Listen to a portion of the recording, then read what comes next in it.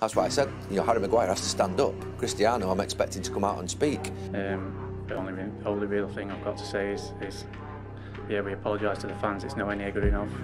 You're in trouble. You're on about being in the trenches with people. For as bad as United were today, you still want your players, Graham. You still want your players to do their job. You've got international players. Shaw there. You've got Maguire. You've got Bailly. Midfield. Fred's playing for Manchester United. Fred, anyone who tells me Fred is good enough for Manchester United, I've said it, is living in cuckoo land. I grab him by the, and I go, why are you playing Fred? For all managers have to make their own decisions. They're walking to players day in, day out.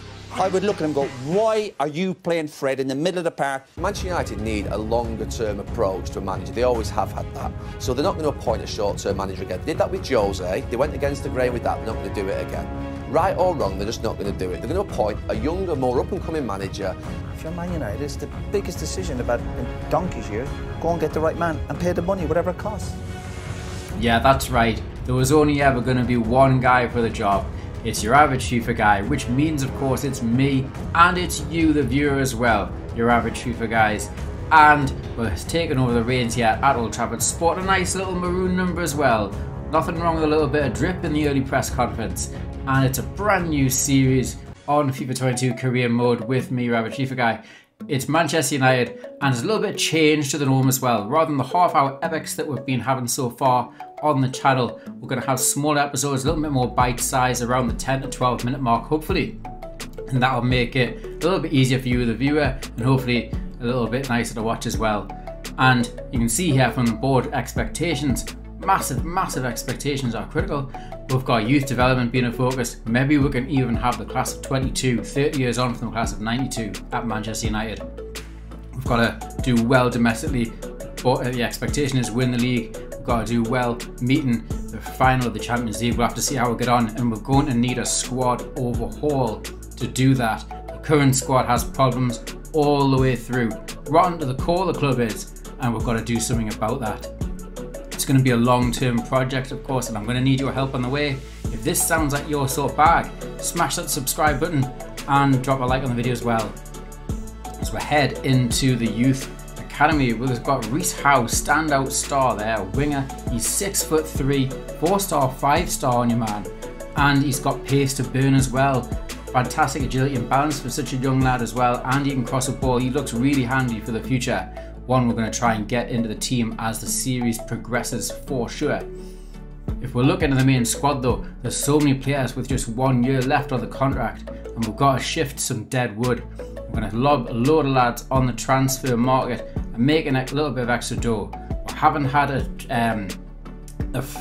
takeover, of course. We've already got 130 million, I think, on the transfer budget, but that's going to increase once we shift some of this dead wood as well. A couple of lads isn't going to make it. Zidane Iqbal, we've got Charlie Savage, sorry Robbie, but he's not going to make it either in this team.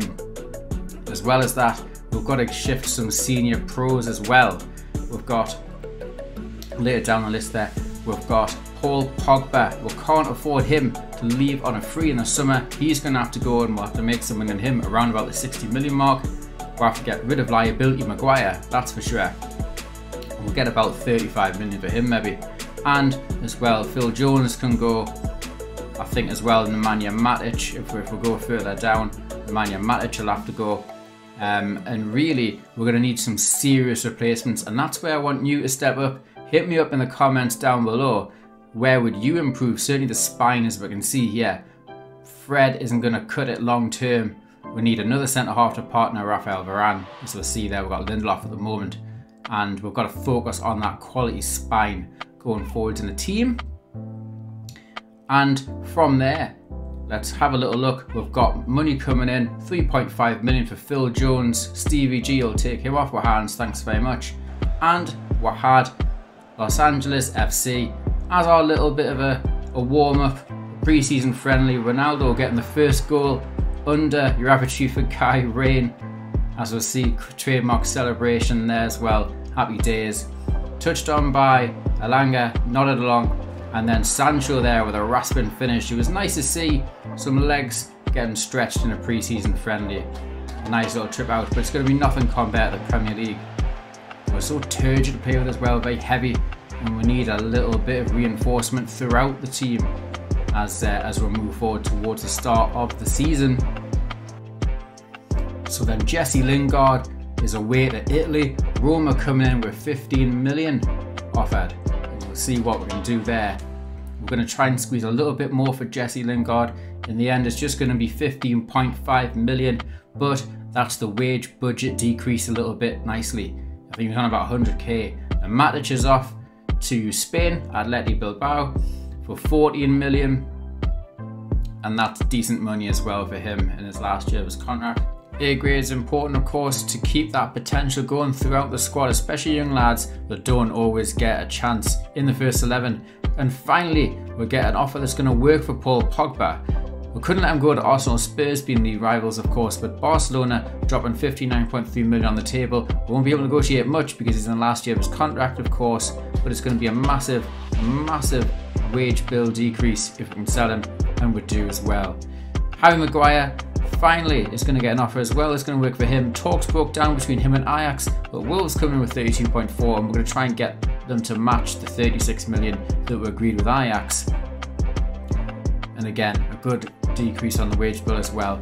We'll offer 36 million and see if Bruno says yes. And that's going to work. Brilliant. Harry Maguire gone. Game day 1 against Leeds United, and we're going to be setting up like this. It's the 4-1-4-1 that we've had a look at already. There's not much to look at in the reserves. Hopefully some youth can come on in future episodes for sure. That'll be a massive lift for the team. And then there's not much in the subs as well. So we will need some reinforcements, but we have our grudge match against Leeds United. Bit of a Northwest derby going on, and let's get into it. I'm quite excited. Old Trafford then is hosing down with rain, as we can see there, the David Gea tifo. And here come the teams. Manchester United against Leeds United here. First game of the season, there's a good chance to make a name for themselves. A lot of the players, we've got hopefully some upgrades coming in soon.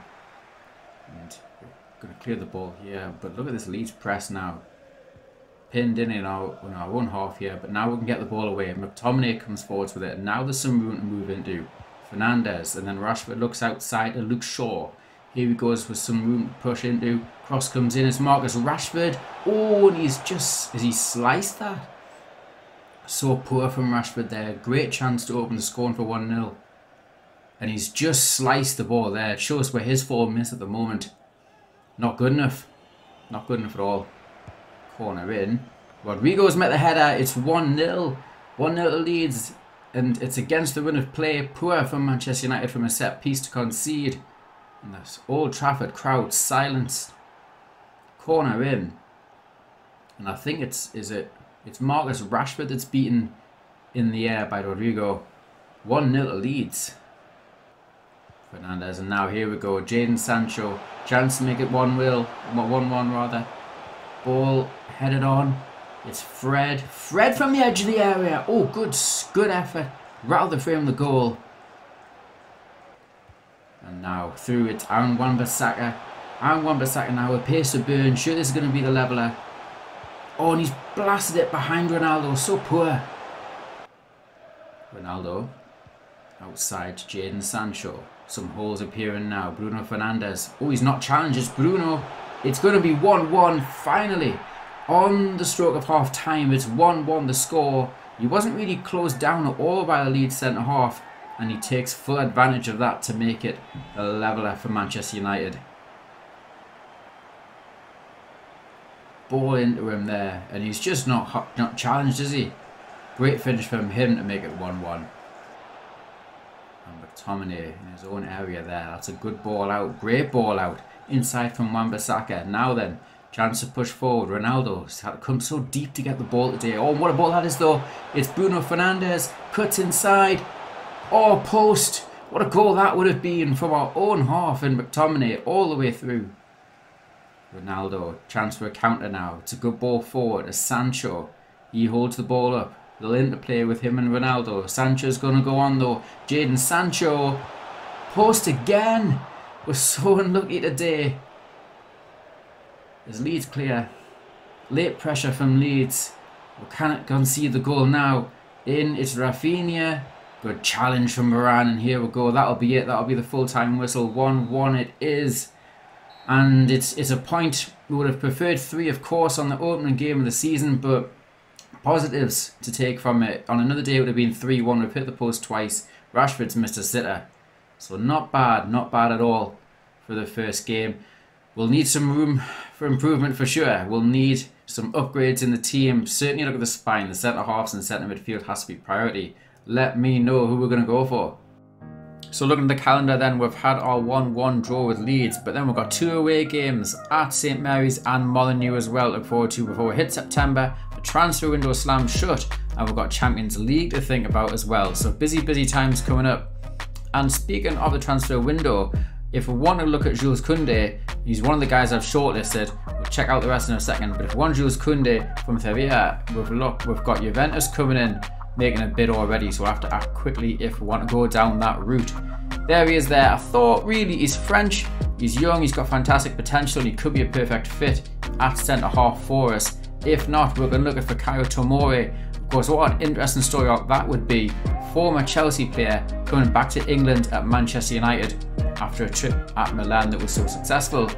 We could also poach Wesley Fofana, the French element as well in the heart of defence. He might be a second string defender though, being only 78 rated so far, with great potential. In terms of the midfield, we've got to think about the spine of the team, remember, as well.